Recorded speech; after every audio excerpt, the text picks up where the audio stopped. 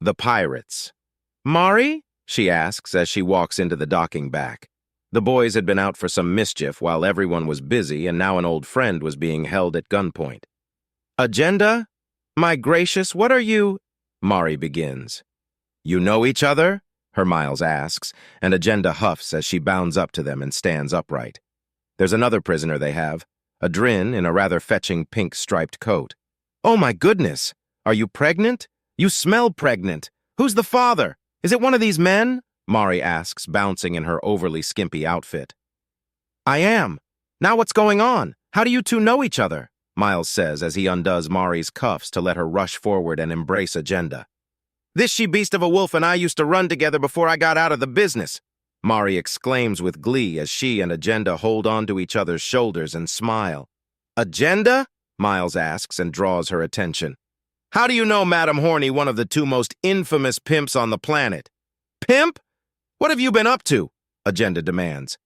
Thank you, Miles says. It was the only way to protect them, the only way to keep things from getting worse for the poor dears. Mari explains, and Agenda pulls her in for a comforting hug. Some details, please? Are you or are you not an abusive pimp? Miles demands, and Agenda holds her out and examines her. Mari, what's going on? She asks. I may have used my reputation to protect my sons, Mari says with a shrug and a coy smile. And the pimp bit? Miles presses. It's natural that men would want to be married or father children, but if they were known to be on the market, then someone would hurt them. So I feign them being for sale and get to screen their brides. Keep the wicked away. Mari explains, and Miles has his eyes scrunched up and is pinching the bridge of his nose. Okay, that's it. I'm calling bullshit. Frank, front and center, we need a scan, Miles remarks before calling across the docking bay. The Axiom Adept walks up and ignores Agenda's slight glare.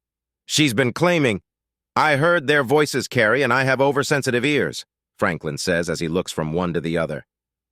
Excuse me, ladies, he says, reaching up for Mari's head, but is stopped by Agenda grabbing his wrist.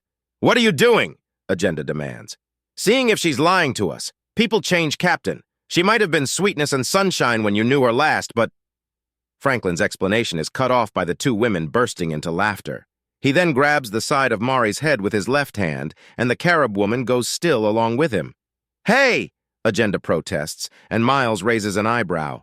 If she's being honest, then he won't hurt her, but this is a potential hostage rescue situation. We don't have time to play 20 questions. Apparently we do. This woman is smitten with the boys under her command. Stark opposite of Big Mama, really. On the night they were kidnapped, she cut ties with her old gang and ran with the kids, Franklin says, pulling his hand back. Sorry about that, but we had to be sure. He apologizes to Mari, who just blinks in confusion. Oh, what just happened? My mind feels scrambled. My thoughts went to my boys. Mari whispers before shaking her head to refocus herself.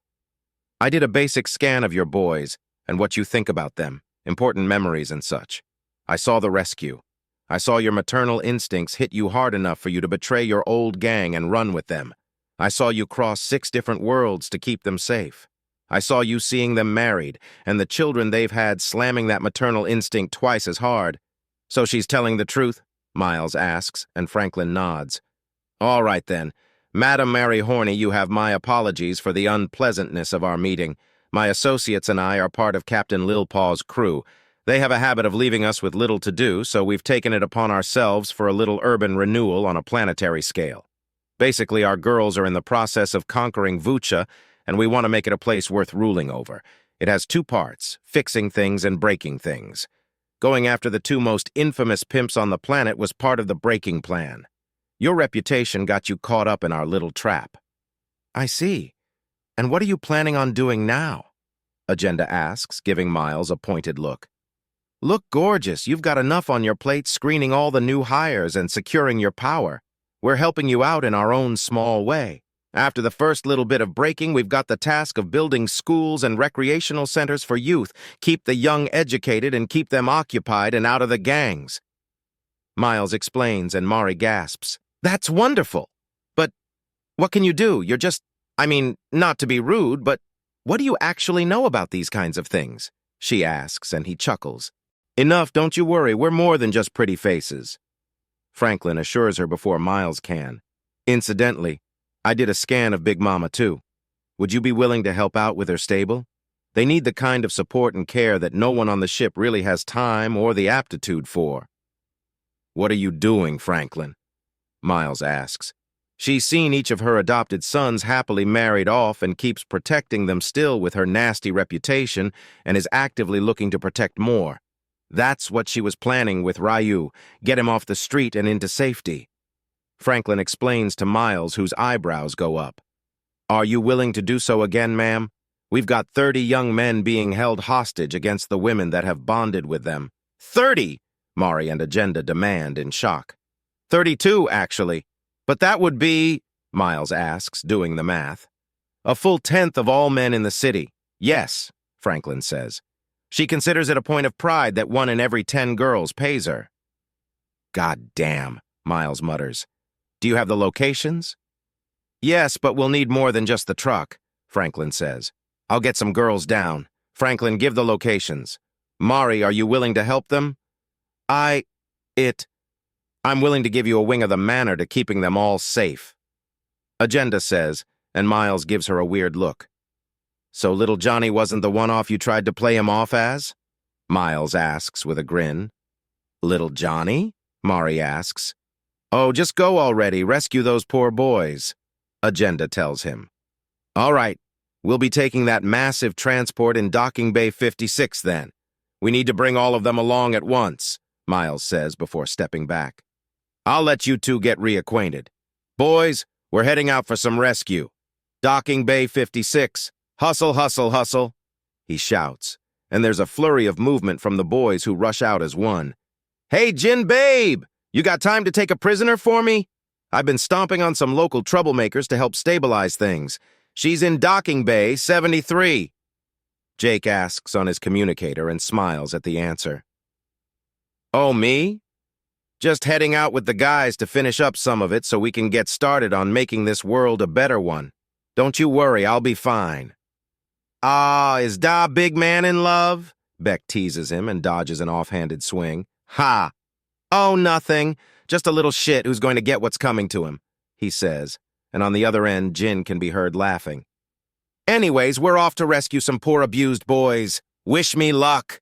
He chimes into the phone, and after the good luck, he hangs up and puts on some speed to chase Beck down as everyone heads towards the docking bay with the remodeled Airbus. All right, everyone hang on. I've not flown something this big before, Sai remarks as he shoves the key into the ignition and the vehicle rises off the ground. Hang on to something, Beck shouts to the rest. Hang on to something, Jake echoes back in a seemingly panicked tone. Sai slowly turns to look back with a level glare. Oh, grow a sense, humor, will ya? Beck chides him, and he slowly turns back before the transport rises out of the docking bay, and Sai waits for the IFF on the defenses to indicate he's clear to move before blasting out over Mainport. Franklin guides him to an apartment complex that looks half-rotted with a weed-choked yard and all sorts of strange banners and graffiti on it. You're kidding, Sai remarks as he sees the building. Nope, she uses it as a cover. Most never even see the building itself. There's an old tunnel that leads to that car park just over there. That's where she meets her customers. They think it's neutral ground away from her numerous safe houses. When the whole time you just need a half-decent throwing arm to hit where she's housing her boys. Clever, Miles remarks. What about entrances? Ground entrances are all blocked up. The first floor is inaccessible. Second to sixth are in good repair, so solid, in fact, that you could knock away the rest of the building and despite looking naked, the rest of it would be fine structurally. So where do I park the bus and how do we get in? Sai asks, and Franklin points to the car park. Secret passage. Well, not really. There's an elevator with a stuck button. Twist it to unstuck it and press it back in before twisting it back to send it down. Franklin explains, and Sai gives him a look. What? Then why didn't you point me to the car park? So that you actually understand things. I'm not keeping you in ignorance, I'm explaining it all. You know what? Forget it. Just go to the freaking car park. Franklin gripes, and less than a minute later he's leading them all out with his hands in his pockets. The hell crawled up his ass and died, Beck asks Miles as they follow him down into the building. Did you read the folder he contributed? Skimmed it. The nearest witch is in a small town some 100 kilometers northish of here. She's the cutting one, and it's not so much mass gave as pit of hacked-off parts. The notes in the margins? Miles asks, and Beck shrugs. Well, he confesses to having some nightmares about what they've been up to. I talked to him, and he's told me that he hasn't had a good night's sleep in about 4 days. He's been given some medicine to start taking tonight, but he's gonna be in a shit mood till then. Ah, that makes sense, Beck remarks. Franklin leads them all to an elevator that comes fairly quickly when called. I'll stay with the bus, Cy says, refusing to get in. And I'm not crowding in there, Jake says as he and Victor also stay outside of it. Our weapons won't be much good so tightly packed in inside that place, Victor says. We'll set up a kill box, just in case, Jake adds, and both men nod. Yeah, good thinking, you two, Miles says as Franklin fiddles with the button to unstick then re-stick it. The doors close and they go down and down to a hallway with a camera pointing right at them. Don't worry about the camera. It reads your general profile and unfamiliar women are shot, but we're men, registered as harmless. Franklin explains as he leads the way out of it. How's it work? Jean-Luc asks, somewhat curiously. It matches you up with a silhouette. The only female one allowed is of a drin in a big fluffy coat. Male ones are allowed in without an issue. No, how do I set one up myself? An automatic turret sounds like a fun toy, Jean-Luc clarifies. She's still got the owner's manual in her little office, Franklin responds, and Jean-Luc grins. How much did you get from her? Miles asks, and Franklin turns to give him a vicious smile. That much? He asks, and there's a nod. He leads them up a stairwell, and after 3 flights, he knocks on a door in a hallway. A young thin man opens the door. He's wearing an opened button-up shirt and yoga pants only. Fear and trepidation gives way to wary confusion. Holy shit! So that's a Tret man? He's just some guy, Beck asks in surprise. He's utterly axiom-dependent, has no stomach for spice and nothing in the way of adrenaline, Miles remarks. Franklin, go ransack Big Mama's stashes and office. I'll deal with this. Ryu, Jean-Luc, go with him. On it, boss? Who are you people? What's going on? The Tret asks as he buttons up his shirt. We're here to rescue you and all of Big Mama's stable. I'm Miles Brent. To me left is Beck Ali, behind him is Marcus Titus, and to my right is Sun Lu. Miles introduces with all of them, giving a slight wave. I'm Grigoro. Last name? Miles asks. No, Mama. She took me from a hospital when I was newborn. What does rescuing me mean? Well, that was both an answer and a question and a half, good Lord. We're getting you and all the others out of here, and someplace where you can be safe before heading out to go where you want to go and do what you want. What I want? What do I want? Grigoro asks himself in a haunted tone. I want out of here, yes. My brothers, too. Will you help us? That's why we're here, Miles says with a gentle smile.